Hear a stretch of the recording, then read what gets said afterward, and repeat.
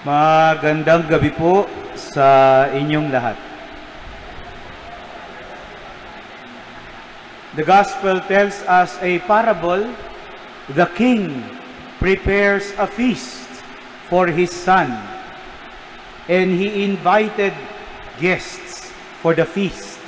Isang handaan mula sa hari para sa kanyang anak at nag-anyaya ng mga bisita para sa handaang ito.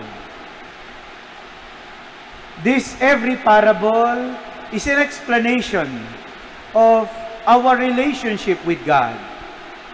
And the parable in the gospel today helps us understand that every encounter with God is a feast. Ang pakikipagtagpo sa Diyos, ang maranasan ng presensya ng Diyos, ang tanggapin ang presensya ng Diyos, ay palagi ang pagdiriwang, paghahanda. Ito ay selebrasyon. Every encounter with God is a feast of mercy, bountiful mercy. Every encounter with God is a feast of love, unconditional love. Every encounter with God is a feast of joy, pure joy, deep joy, genuine joy.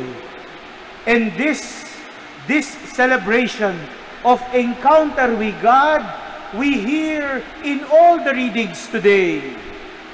Sabi sa first reading, that every encounter with God is a feast of abundance. Siksik, liglig at umaapaw ang pagtanggap sa presensya ng Diyos. Kaya nga sabi ni Propeta Isaías, on this mountain, the Lord of hosts will provide for all peoples a feast of rich food, choice wines, juicy, rich food, and pure, choice wines. Isang pagdiriwang na punong-puno ng handaan, punong-puno ng pagsasalo at kagalakan. Yan ang kayang gawin ng presensya ng Diyos sa ating buhay. The responsorial psalm reminds us of the work of the Good Shepherd among us, because our encounter with the Good Shepherd is a feast of love and concern beyond what we can understand, beyond what we can imagine. Ganyan din ang pangako sa ikalawang pagbasa, the letter of Saint Paul to the Philippians. My God will fully supply whatever you need in accord with His glorious riches in Christ Jesus. Napakagandang pangako. A feast of generosity coming from the Lord. A promise to supply our needs, to provide. A God who provides, sabi natin, an abundance in His providence. For every encounter with God is a feast of God's mercy and generosity, a feast of love and joy. Kakagaling ko lang po sa break, kakabakasyon sa abroad. At sinimulan ko po yung bakasyon kong to ng isang retreat. 7 days po sa isang monasteryo. Tahimik, bawal makipag-usap. Buti naman, napahinga yung boses ko, no? Silence, prayer, reflection, and more importantly, encounter with God. 7 days of prayer, 7 days of encountering the presence of the Lord, 7 days of great joy. Hindi ko naman po sinasabi na sa retreat lang pwedeng matagpuan ang presensya ng Diyos. Hindi po. Kung makakapag-retreat, mas maganda. Kung makakapag-recollection, mas maganda.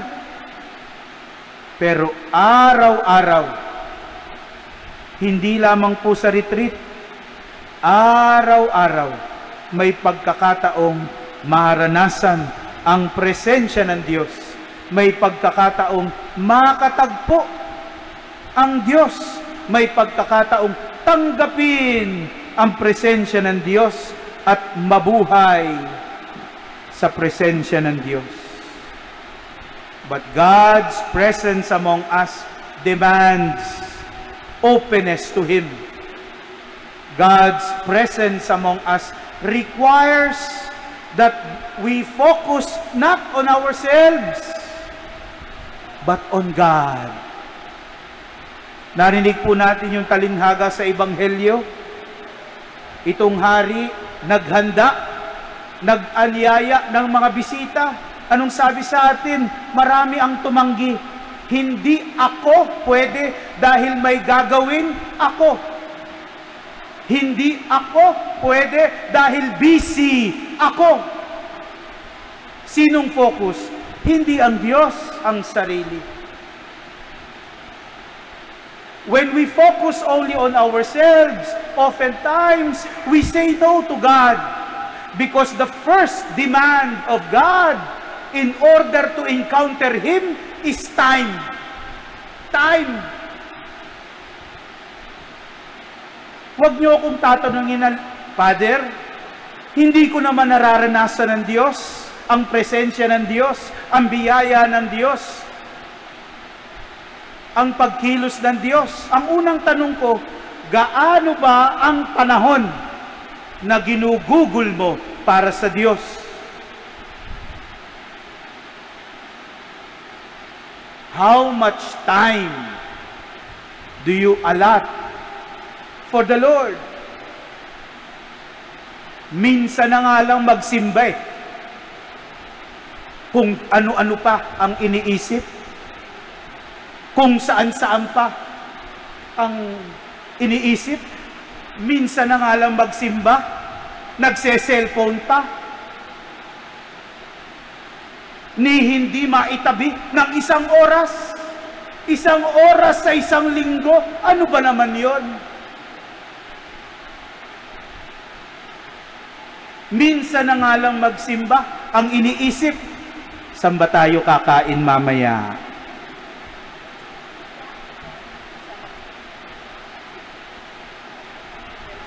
Yung mga inanyayahan sa talinhaga, no! Bakit?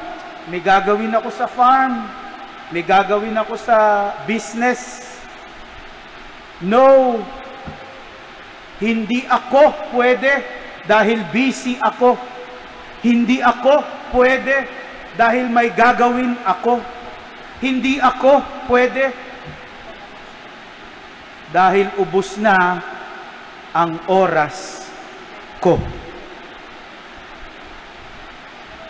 To encounter the Lord is to focus on the Lord. To say yes to God is to say no to self-centeredness.